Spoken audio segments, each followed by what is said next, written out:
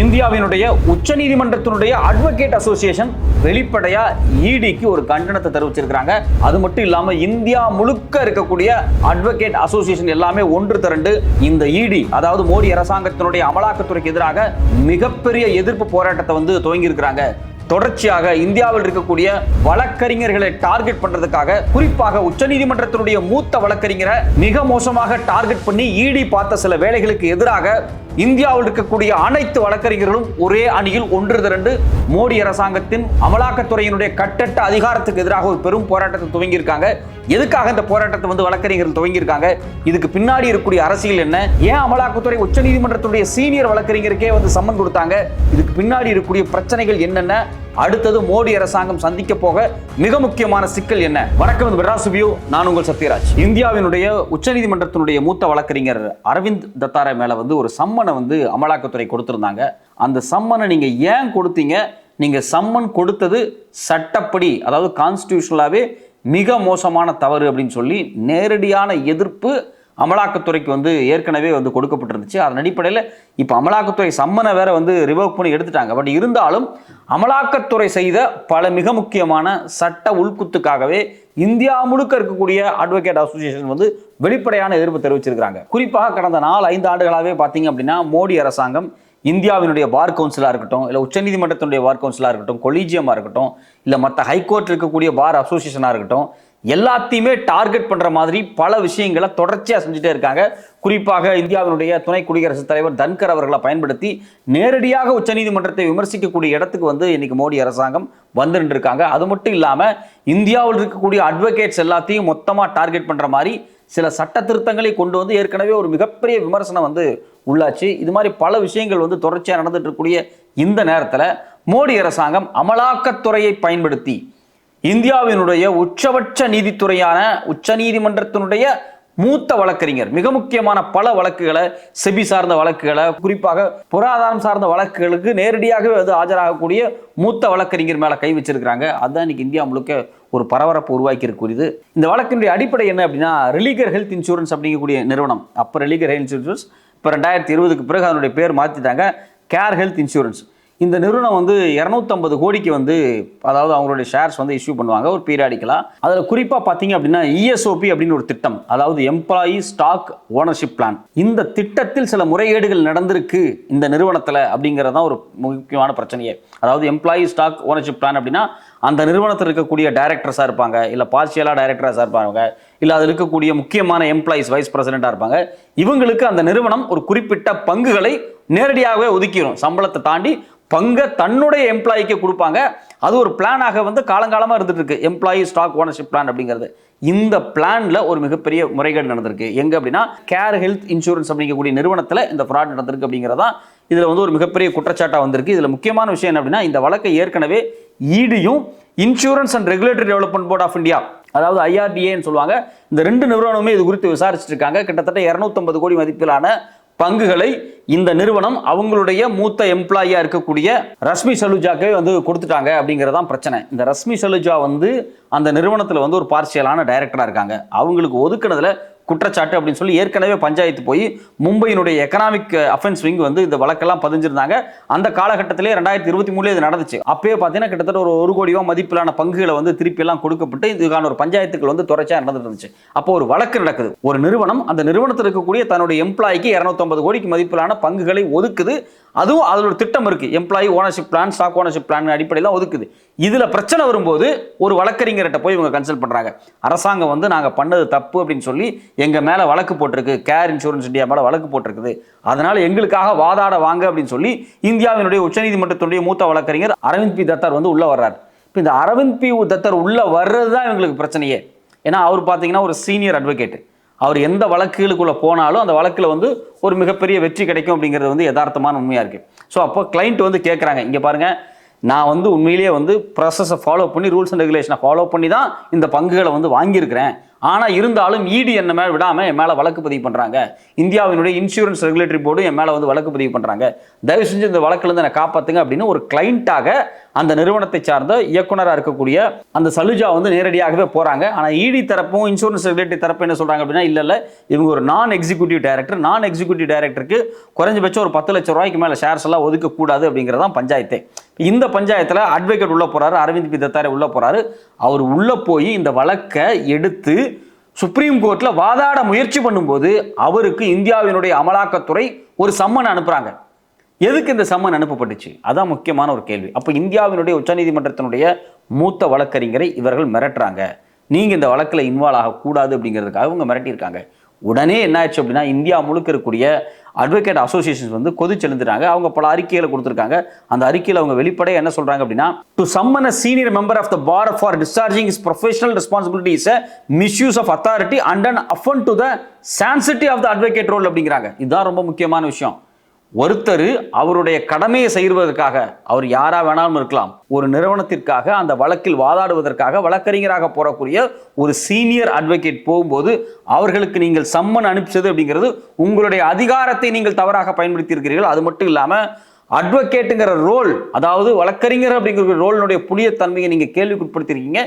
இடி தன்னுடைய அதிகாரத்தை தவறாக பயன்படுத்தி இருக்குது அப்படின்னு சொல்லி வெளிப்படையாக வந்து கண்டனங்கள் தொடர்ச்சியாக வந்துகிட்டே இருக்கு. அது மட்டும் இல்லாம இன்வெஸ்டிகேட்டிவ் ஓவர் ரீச் அப்படிங்கிறாங்க. இந்த வார்த்தையை வந்து வெளிப்படையா அட்வொகேட் கவுன்சிலே பயன்படுத்தியிருக்காங்க. அதாவது சுப்ரீம் கோர்ட்டினுடைய அட்வொகேட் கவுன்சில் அதில் என்ன சொல்றாங்க அப்படின்னா, உங்களுக்கு ஒரு இன்வெஸ்டிகேஷன் அத்தாரிட்டி இருக்கு, யாருக்கு? அமலாக்கத்துறைக்கு.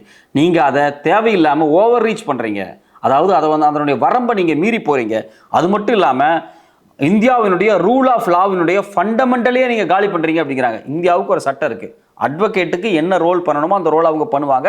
அட்வொகேட்டுக்கு அந்த அதிகாரம் இருக்கு. யார் ஒரு வழக்கை எடுத்து வந்தாலும் அந்த வழக்கை நேர்மையான முறையில் வாதாடுவதற்கான எல்லா உரிமையும் ஒரு அட்வொகேட்டுக்கிட்ட இருக்கு.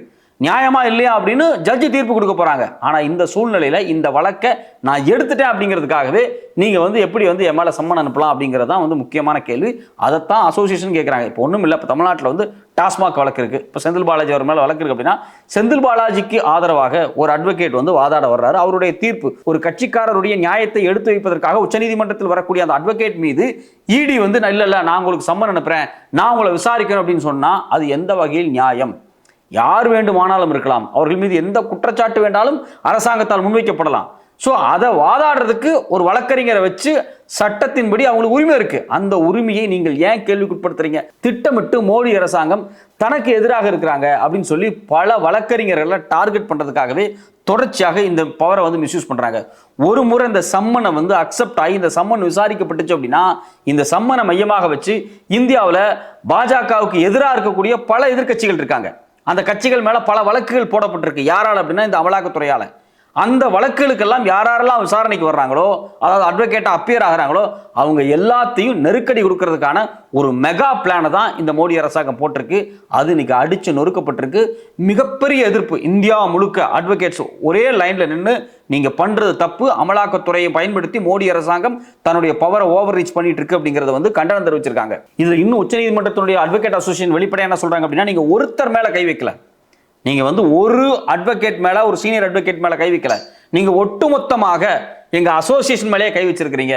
நீங்க அவர் மேலேயே நீங்க கை வைக்கிறீங்க அப்படின்னா அடுத்தது நீங்க யாரெல்லாம் நீங்க டார்கெட் பண்ணுவீங்கன்னு எங்களுக்கு நல்லாவே தெரியும் அப்படின்னு சொல்லி வெளிப்படையாகவே உச்சநீதிமன்றம் இந்தியாவினுடைய அமலாக்கத்துறைக்கும் மோடி அரசாங்கத்திற்கும் ஒரு கண்டனத்தை வந்து தெரிவிச்சிருக்காங்க. ஏன் இந்த கண்டனங்கள்லாம் வெளிப்படையா வருது அப்படின்னா, ஏற்கனவே இந்தியாவினுடைய அட்வொகேட் எல்லாத்தையும் வந்து ஒட்டுமொத்தமாக தன்னுடைய கட்டுப்பாட்டுக்குள்ள கொண்டு வரதுக்காக இந்த மோடி அரசாங்கம் சில வேலைகளை பார்த்தாங்க. அட்வொகேட் பில் 2025 ஒரு பில்லை கொண்டு வந்து அந்த பில்லினூடாக இந்தியாவில் இருக்கக்கூடிய வழக்கறிஞர் எல்லாத்தையும் தன்னுடைய அரசாங்கத்தினுடைய பிடியில உள்ள வைக்கிறதுக்காக பல புது நடைமுறைகளை இவங்க உருவாக்குனாங்க. அப்ப இந்தியா முழுக்க அட்வொகேட்ஸ் அசோசியேஷன் எல்லாமே நடு ரோட்டில் இறங்கி போராட்டம் பண்ணாங்க. அது ஒரு பெரிய போராட்டம், இந்தியா முழுக்க ஒரு மிகப்பெரிய விவாதமாக மாறிச்சு. அதில் அவங்க பல முறைகேடுகளை செய்ய முயற்சி பண்றாங்க மோடி அரசாங்கம். குறிப்பா பார்த்தீங்க அப்படின்னா, லீகல் பிராக்டிஷனர் அப்படிங்கிற வார்த்தையவே மாத்துறதுக்காக இந்த மோடி அரசாங்கம் பல வேலைகளை செஞ்சிருக்கு. இப்போ பார்த்தீங்க அப்படின்னா, ஒருத்தர் வந்து சட்டம் படித்து முடிச்சுட்டு பார் அசோசியேஷன்லையோ இல்லை பார் கவுன்சிலையோ மெம்பர் ஆகிட்டு அவங்க என்ன பண்ணுவாங்க அப்படின்னா, நீதிமன்றங்களில் போய் வழக்கில் வந்து வாதாடுவாங்க, ஒரு சீனியர்கிட்ட போய் வேலை பார்ப்பாங்க. இதெல்லாம் வழக்கமாக நடக்கும். இது வந்து ஒரு லீகல் பிராக்டிஷனர். ஆனால் இப்போ ஒருத்தர் லா முடிச்சுட்டு கார்பரேட் கம்பெனியில் இருப்பார், இல்லை ஒருத்தர் வெளிநாட்டில் போய் லா முடிச்சுட்டு அங்கேயே இருப்பார். இவங்கெல்லாம் வந்து இந்திய கோர்ட்டில் வந்து நேரடியாக வாதாட முடியாது. இங்கே ப்ராக்டிஸ் பண்ணிட்டு இருக்கக்கூடிய ப்ராக்டிஸர்கிட்ட வந்து நின்று அவங்க சொல்கிறத கேட்டு அவங்க மூலியமாக தான் நீங்கள் வந்து கோர்ட்டில் வாதாட முடியும். இதுதான் நடைமுறை. ஆனால் மோடி அரசாங்கம் என்ன பண்ணுறாங்க, சட்டத்தை திருத்துறாங்க. அட்வொகேட் பில்லை கொண்டு வந்து 2025 அட்வொகேட் பில்ல என்ன மாற்றுறாங்க அப்படின்னா, இல்லை அந்த ப்ராக்டிஸருங்கிற வார்த்தையை மாற்றி கார்பரேட் லாயராக இருக்கலாம், இன்னோஸில் இருக்கக்கூடியவங்களா இருக்கலாம், ஃபாரின் லாயர்ஸாக இருக்கலாம், எல்லாருமே கோர்ட்டுக்கு வரலாம் அப்படின்னு வந்து ஒரு சட்டத்தை கொண்டு வராங்க. அடிப்படையில் என்ன முக்கியமான விஷயம் அப்படின்னா, இந்தியாவில் இவ்வளவு அட்வொகேட்ஸ் இருக்காங்க. இந்த அட்வொகேட்ஸ் எல்லாமே பார்த்தீங்க அப்படின்னா கோர்ட்டை நம்பி வாழ்ந்துட்டு இருக்காங்க. கோர்ட்டில் வாதாடுவதும் கோர்ட்டில் வரக்கூடிய வழக்குகளும் தான் தன்னுடைய அன்றாட வாழ்க்கையை நம்பி இருக்கக்கூடிய இந்த நேரத்தில் நீங்கள் ஃபாரினில் இருக்கக்கூடிய கார்பரேட் கம்பெனிக்காரன், இங்கே இருக்கக்கூடிய கார்பரேட் வேலை பார்க்கக்கூடிய லாயர், அவங்க படிச்சிருப்பான், எல்லாம் முடிச்சிருப்பான், போய் ஒரு பெரிய ரிலையன்ஸில் போய் வேலை பார்ப்பான், அதானி நிறுவனத்தில் வேலை பார்ப்பான், பெரிய பெரிய நிறுவனத்தில் போய் வேலை பார்ப்பான், 2 லட்சம் 3 லட்சம் சம்பாதிப்பான், பென்ஸ் காரில் வருவான். ஆனால் ஒரு வழக்குக்காக நேர்மையாக வாதாடக்கூடிய அட்வொகேட்ஸ் என்ன பண்ணுவாங்க அப்படின்னா, ஒரு 100, 500, 1000த்துக்காக ஒரு வழக்கை கையில் எடுத்து வச்சுட்டு அந்த வழக்கை வந்து ஃபாலோ பண்ணி அதுக்காக வந்து கோர்ட்டை நம்பி இருக்கக்கூடிய வழக்கறிஞர்களுடைய வயிற்றில் அடிக்கிறீங்க அப்படின்னு சொல்லி வெளிப்படையாகவே இப்போ ஒரு 4 மாதத்துக்கு முன்னாடி பயங்கரமான நேரடி எதிர்ப்பு வந்து மோடி அரசாங்கத்துக்கு வந்துச்சு. ஆனால் மோடி அரசாங்கம் அந்த அட்வொகேட் பில்லை வந்து ரிவோக் பண்ணிட்டாங்களான்னு இன்றைக்கி வரைக்கும் ரிவோக் பண்ணல. எப்படியாவது நடைமுறைப்படுத்துகிறோன்னு வேறு ரூட்டில் அவங்க வந்து சில வேலைகளை செஞ்சுட்டு இருக்காங்க. இப்போ சமீபத்தில் பார்த்தீங்க அப்படின்னா இதே மாதிரி தான் வந்து இந்த அட்வொகேட் பில்லில் இன்னொரு பஞ்சாயத்தை அவங்க உருவாக்குனாங்க. அதுக்கு ஒரு பெரிய எதிர்ப்பு வந்துச்சு. அதாவது பார் அசோசியேஷன் இருக்கும். இந்த பார் அசோசியேஷன்ஸில் அட்வொகேட்ஸ் போய் பதிஞ்சுக்கலாம். எத்தனை பார் அசோசியேஷன் வேணால் போய் அவங்க பதிஞ்சுக்கலாம். அவங்க ஓட்டிங் ரைட்ஸ் எல்லாம் இருக்குது. இப்போ ஒருத்தர் வந்து சென்னையில் இருக்கலாம், சேலத்துலேயும் இருக்கலாம், கோயம்புத்தூர்ல இருக்கலாம், எங்கே வேணாலும் இருக்கலாம், பார் அசோசியேஷனில் இருக்கலாம், எந்த கோர்ட்டுக்கு வேணாலும் போய் அவங்க வாதாடிக்கலாம் ஒரு வழக்கு. இது வந்து ரொம்ப நார்மலான விஷயம். ஆனால் மோடி அரசாங்கம் வந்ததுக்கப்புறம் என்ன பண்ணிருச்சு அப்படின்னா, நீங்கள் வந்து ஓட்டிங் ரைட்ஸை கட் பண்ணுறோம் அப்படின்னு சொல்கிறாங்க. நீ ஏதோ ஒரு பார் அசோசியேஷனில் தான் ஓட்டு போட முடியும் அப்படின்னு எல்லாம் புது ஃபார்மெட் அவங்க கொண்டு வர முயற்சி பண்ணுறாங்க. அடிப்படையில் பார் அசோசியேஷனில் இருக்கக்கூடியவங்க சொல்கிறது என்ன அப்படின்னா, பல பேர் வந்து சட்டம் முடிச்சுட்டு பார் அசோசியேஷனில் மெம்பர் ஆகிட்டு முன்ன பின்ன கோர்ட்டுக்கே வரமாட்டேங்கிறாங்க, ப்ராக்டிஸுக்கே இருக்கிறது கிடையாது. பட் அவங்களுக்கே ஓட்டிங் ரைட்ஸ் இருக்குது. ஆனால் நாங்கள் வந்து ப்ராக்டிஸ் பண்ணிட்டு இருக்கோம். ப்ராக்டிஸ் பண்ணிட்டு இருக்கவனுடைய ஓட்டிங் ரைட்ஸை கட் பண்ண வேண்டிய தேவை மோடி அரசாங்கத்துக்கு எங்கேருந்து வருது? அதுக்கே நீங்கள் ஒரு புது சட்டத்தை கொண்டு வரீங்க அப்படிங்கிறாங்க. அடுத்தது மிக முக்கியமான விஷயம் என்ன அப்படின்னா, பார் கவுன்சிலுக்குள்ளேயே நாங்கள் வந்து 3 பேர்த்த வந்து அரசு சார்பாக கொண்டு வந்து உட்கார வைப்போம் அப்படின்னு மோடி அரசாங்கம் சட்ட திருத்தம் பண்ணாங்க. அதுக்கும் கடுமையான எதிர்ப்பு உச்சநீதிமன்றம். நான் ஏற்கனவே பார் கவுன்சிலுக்குள்ள, குறிப்பாக உச்சநீதிமன்றத்தினுடைய பார் கவுன்சிலுக்குள்ள சாலிசிட்டர் ஜெனரல் இருக்காரு, அது மட்டும் இல்லாமல் அட்டார்னி ஜெனரல் இருக்காரு. அவங்க எல்லாம் கவர்மெண்டோட ஆட்கள் தான். அது இல்லாமல் நீங்கள் 3 பேர்த்து உள்ள கொண்டு வந்து உட்கார வைப்பீங்க அப்படின்னா பார் கவுன்சிலே ஒட்டுமொத்தமாக நீங்கள் கட்டுப்படுத்துறதுக்கான முயற்சி. அப்போ இந்தியாவினுடைய நீதித்துறையின் அடிப்படையாக இருக்கக்கூடிய கொலிஜியம், இன்னொன்று பார் கவுன்சில், ரெண்டையுமே காலி பண்ணுறதுக்கு நீங்கள் பல வேலைகளை தொடர்ச்சியாக பார்த்துட்டு இருக்கீங்க. இதுக்கே ஏற்கனவே இந்தியாவில் இருக்கக்கூடிய அட்வொகேட்ஸும் ஜட்ஜும் எதிர்ப்பு தெரிவிச்சிட்டு இருக்காங்க. அதில் குறிப்பாக இந்தியாவில் இருக்கக்கூடிய ஒட்டுமொத்த அட்வொகேட்ஸும் ஒரே லைனில் நின்று ஒரு மிகப்பெரிய போராட்டத்தை பண்ணியிருக்காங்க. ஏற்கனவே இந்தியாவினுடைய அமலாக்கத்துறை மேலே பல விமர்சனங்கள் இருக்குது. நீங்கள் வந்து உங்களுடைய ஏஜென்சியை வந்து நீங்கள் தவறாக பயன்படுத்துறீங்க, நீங்கள் வந்து இஷ்டத்துக்கு வந்து எதிர்க்கட்சிகளையும், அது மட்டும் இல்லாமல் உங்களுக்கு பிடிக்காத, அதாவது பாஜகவுக்கு ஆதரவு தராத பிஸ்னஸ்மேன்ஸ் எல்லாத்தையும் நீங்கள் ரைடு பண்ணுறீங்க அப்படின்னு சொல்லி அவங்க மேலே பல குற்றச்சாட்டுகள் இருக்குது. குறிப்பாக இந்த மணி லாண்டரிங் ஆக்டின் படி பல வழக்குகளை வந்து நீங்கள் தொடர்ச்சியாக வந்து பதிவு பண்ணிட்டே இருக்கீங்க. நீங்கள் பதிவு பண்ணக்கூடிய எந்த வழக்குமே இது வரைக்கும் ட்ரையல் ஆகி முடிவுக்கே வரல அப்படிங்கிறாங்க. அதை நம்ம சொல்லல. இந்தியாவினுடைய பாராளுமன்றத்தில் ministry of state for finance Pankaj Chaudhary அப்படிங்கக்கூடிய அமைச்சரே, பாஜக அமைச்சரே மார்ச் 18, 2025 வெளிப்படையாக சொல்றாரு. அவர் என்ன சொல்றாரு அப்படின்னா, இந்தியாவில் என்ஃபோர்ஸ்மெண்ட் டைரக்டரேட்டை பயன்படுத்தி 5297 கேஸ் வந்து இது வரைக்கும் பதிவு பண்ணப்பட்டிருக்கு. யாரு? அமலாக்கத்துறை 5297 கேஸ் வந்து பதிவு பண்ணியிருக்காங்க 10 வருஷத்தில். அதில் பார்த்தீங்கன்னா வெறும் 43 கேஸ் தான் ட்ரையலுக்கே வந்திருக்கு. அதில் 40 கேஸ் கன்விக்ட், 3 கேஸ் வந்து அக்யூட்டல் ஆயிருக்கு. அப்போ நீங்கள் 5297 கேஸில் 40 கேஸ் மட்டும்தான் கன்விக்ட் ஆயிருக்கு அப்படின்னா எவ்வளோ கன்விக்ஷன் பர்சன்டேஜ்? 1% கூட கிடையாது. அது மட்டும் இல்லாமல் இது முழுக்க பார்த்தீங்கன்னா பிரிவென்ஷன் ஆஃப் மணி லாண்டரிங் ஆக்டின் கீழே வந்த வழக்குகள். இது மட்டும் இல்லாமல் ஆன்டி டெரர்லான்னு சொல்லக்கூடிய UAPA வழக்கு இருக்குது பார்த்தீங்களா, இதுலேயும் இடி துறை வந்து பல வழக்குகளை போட்டிருக்காங்க. இது வரைக்கும் கிட்டத்தட்ட 8719 வழக்குகளை வந்து ஃபைல் பண்ணியிருக்காங்க. இதில் பார்த்தீங்க அப்படின்னா வெறும் 789 வழக்கு தான் ட்ரையல்ஸ் கம்ப்ளீட் ஆயிருக்கு. 28% தான், பேலன்ஸ் கம்ப்ளீட் ஆகலை. இது வரைக்கும் எந்த விசாரணையும் இல்லாமல் கிடப்பில் கிடக்கு. இது மட்டும் இல்லாமல் பார்த்தீங்கன்னா என்ஃபோர்ஸ்மெண்ட் டைரக்டரேட் இந்தியாவில் இருக்கக்கூடிய மிக முக்கியமான அரசியல் தலைவர்கள் 193 பேர் எம்எல்ஏ MP மேலே நீங்கள் வந்து என்ஃபோர்ஸ்மெண்ட் டைரக்டரேட் ரைடு பண்ணி வழக்கு போட்டிருக்கீங்க. அதில் இது வரைக்கும் 2 பேர் தான் கன்விக்ட் ஆயிருக்காங்க. அதுலேயும் 1% கூட கன்விக்ஷன் ரேட் இல்லை. அப்போ அமலாக்கத்துறை அப்படிங்கிறது இந்தியாவில் இருக்கக்கூடிய பாஜகவுக்கு எதிராக இருக்கக்கூடிய எல்லா அரசியல்வாதிகளையும், நிறுவனங்கள் மீதும், அது மட்டும் இல்லாமல் சமூக செயல்பாட்டாளர்கள் மீது தீவிரவாத வழக்குகளை போட்டுக்கிட்டு இருக்கீங்க. UAPA வழக்கு போடுறீங்க. பல எம்எல்ஏ MPக்களை வந்து ரைடு விட்டு அவங்களோட சொத்தை சீஸ் பண்ணதுக்கு பிறகு அவங்க பாஜகவுக்கு வந்துட்டு இருக்காங்க. அப்போ இந்த எல்லாமே பார்த்தீங்க அப்படின்னா அமலாக்கத்துறை ஒரு அடியால் மாதிரி செயல்பட்டுக்கிட்டு இருக்கு அப்படிங்கிற குற்றச்சாட்டு ஏற்கனவே தொடர்ச்சியாக எல்லாத்தாலும் விமர்சிக்கப்பட்டுக்கிட்டு இருக்கு.